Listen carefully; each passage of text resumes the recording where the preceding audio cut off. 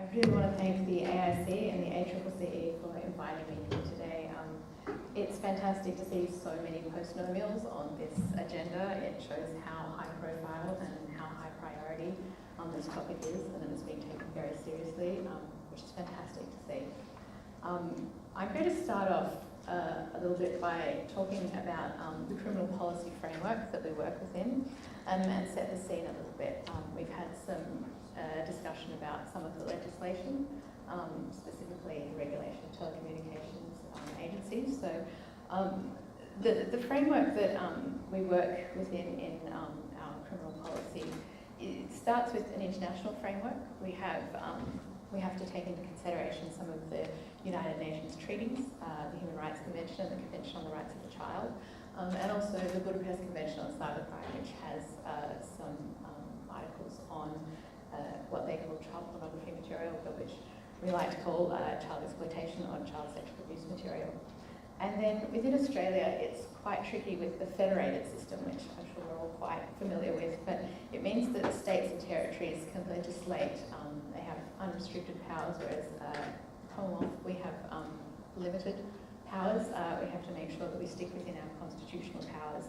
And when we're dealing with online child abuse material, generally we stick to the Telecommunications head of power, so making sure that everything is linked to some sort of telecommunications access or some sort of use of a carriage service. And we can also rely upon the external affairs power. So that means if an Australian person is overseas, or if there's some sort of external affairs, and we can rely on that power. So, for example, live stream child abuse in the Philippines, that external affairs power can come into play there, as well as the telecommunications power. So that's sort of the basis on which we work at a Commonwealth level. And we have specific legislation that we work with. Legislation, as I'm sure most of you in this room are aware, is a very blunt tool, but it's absolutely essential to facilitate the work of law enforcement and other people who deal with these measures and counter child exploitation. We have the Telecommunications Interception and Access Act, and that really is the way that law enforcement gets access to the data. It's how they can find and look at people online. There's several different types of data that can be accessed under that Act, and it allows that access under certain circumstances. So we've heard about the warrants framework, but also about the idea of access to metadata, which only requires an authorization by a law enforcement official. And then we also have the offences, which is where we come in under the criminal code mainly. We have offences for child abuse material, but also offences for engaging in sexual activity with a child. And they're two different types of offences, and they're the way that the Commonwealth deals with these activities. And that's where the policy problems and challenges come in generally, because we're dealing with emerging technologies. We're dealing with legislation that is set in stone and rather hard to change. We can reform it, and we do reform it, but how do we know that the offences that we have right now will be able to apply to the technology of the future? We try and use technologically neutral language, but we do need to continually think about how the offences apply. We're applying these older concepts often to these new behaviours. A lot of the offences that currently exist were drafted in 2001, some more in 2004. So you can imagine that they're a little bit out of date in the language that they use. We talk about use of a carriage service rather than talking about online activity. One example of an offence that is rather out of date in the way that it works is we have an aggravated offence for distribution of child abuse material online, and that sets it at the idea of distributing child abuse material, accessing child abuse material 3 or more times involving 2 or more people. And the problem with that is when we think about how people are distributing this material online these days, it's very hard to actually get those records. Were there 3 or more people accessing that site? Was it uploaded 2 or more times? If we're talking about a video or a peer-to-peer network, those records are quite hard to find sometimes. So that aggravated offence tends not to be used. And so we're looking at ways to reform that and think about how we can update these offences so they're useful and provide the means and the elements that law enforcement need to be able to capture these people and to be able to punish them appropriately. So an aggravated offence will provide a high maximum sentence than your general underlying offence. And so we want to look at trying to make sure that the conduct captured is appropriate and reflected in the sentencing. Other policy challenges include the idea of traditional crime types moving online. So we have traditional crimes, and when the conduct moves online, should we be creating cyber-specific offences, or should the underlying original offences apply? For example, when you think about image-based abuse or cyberbullying, some Commonwealth offences may apply to that. We have an offence for using a carriage service to menace, harass or cause offence, which has been used in that context. Some states and territories use stalking offences or blackmail offences, so traditional offences rather than an online version of that offence. And some states and territories are reforming their legislation to have that online element as well. So it's a very new area in a way that trying to figure out what offences should be more cyber-specific and what should stay in that more traditional crime type that encompasses both online and offline behaviours. There are also issues which we've come across already. Law enforcement has been speaking about the idea of it being very tricky to locate and identify the perpetrator. So what do we do with our criminal offences when we can't find the person that they apply to? We look at a lot of the supporting legislation and policies around these offences. I'm not going to go into the encryption bill, but that's one of the possibilities to help with this location of perpetrators. There's also a very strong mutual legal assistance framework and extradition framework when those perpetrators may be located overseas. And then there is a strong police-to-police cooperation network. So under the Budapest Convention and several other international instruments, we have a 24/7 network where police can get in contact with each other about all sorts of online crime types, including child sexual abuse material. So those supporting networks tend to help with these challenges. What can help us with these challenges is evidence-based policy. It's the gold standard. We love some evidence. It's very hard sometimes to find it. I noticed that when we're brainstorming around the whiteboard or the very large post-it notes at work, we often think, I wonder if there's any research on that question. And we go and look, and sometimes there is and sometimes there isn't. But all these emerging behaviours, and it's really helpful to be able to go and point to something, especially when a minister's not here anymore, but when you're taking something to a minister saying this is a policy that you should adopt, this is legislation, this is a change that's required. If we have that backup from the research, if we have that police perspective or that prosecutor's perspective that says this is required, then that helps enormously with pushing that through the political system.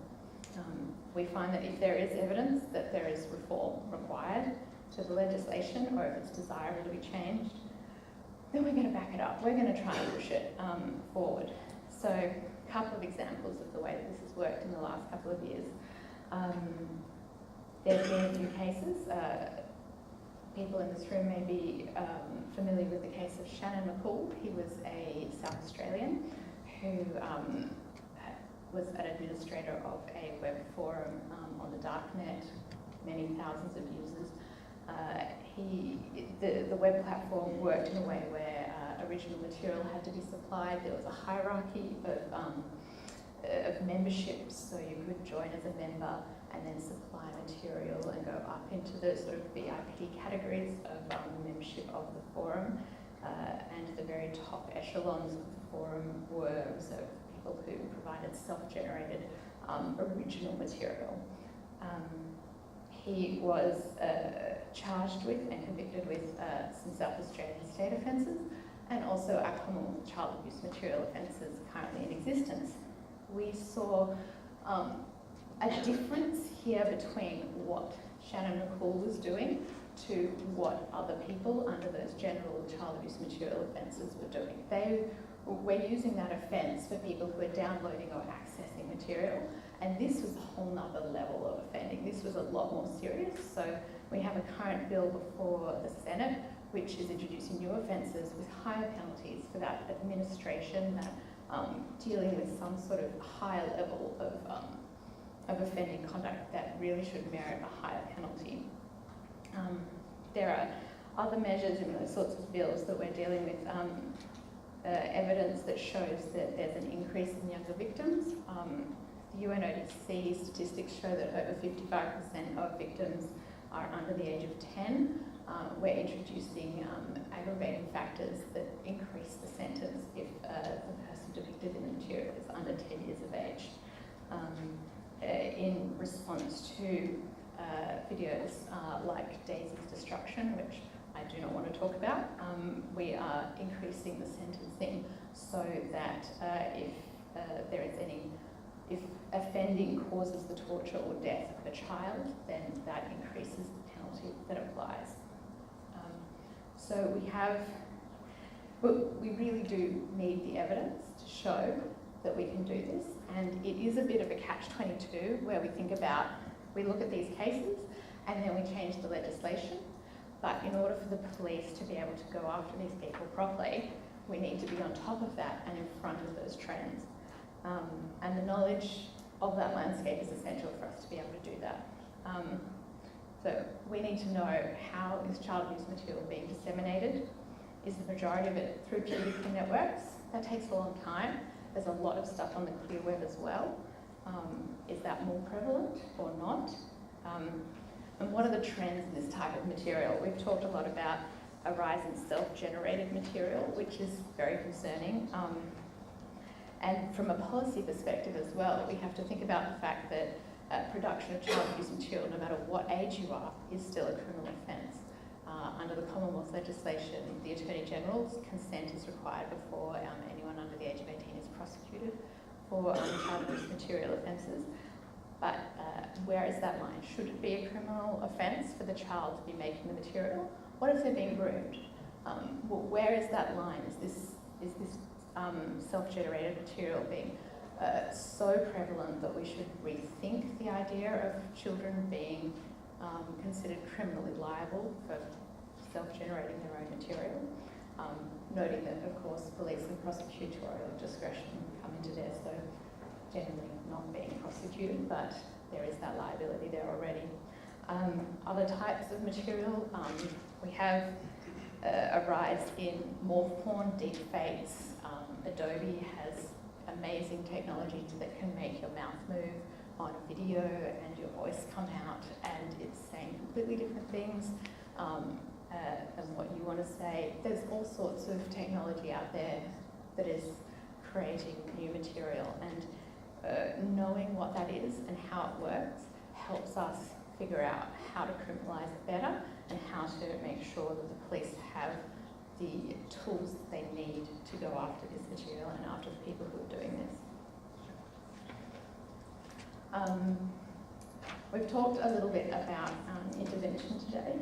I think that there are some really interesting international early intervention measures that have been thrown out through the ideas have been thrown into the room, and it would be very interesting for us to understand whether there's any measurable success from those.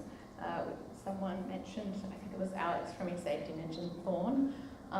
They're doing some really interesting things. They have a search engine misdirection project that they're running at the moment. Does that actually help? Does that stop people from accessing child abuse material? Europol is running a program called Police to Peer, where they add decoy files on BitTorrent generally. So they'll upload a file that's actually a policeman I think Norwegian police were the first to start it, standing there with a sign saying, "You're doing something illegal," and then uploading the file with some, horrible Lolita type title. Does that work? What works with that? Does that actually shock people into the fact that police are on these networks? And then the idea of restorative justice. Norway and the UK are looking into restorative justice programs and youth sentencing programs. Is that something that's working to get children away from accessing child abuse material? We've had some discussion about problematic sexual behaviour, and if we catch children early enough, do these programs actually work?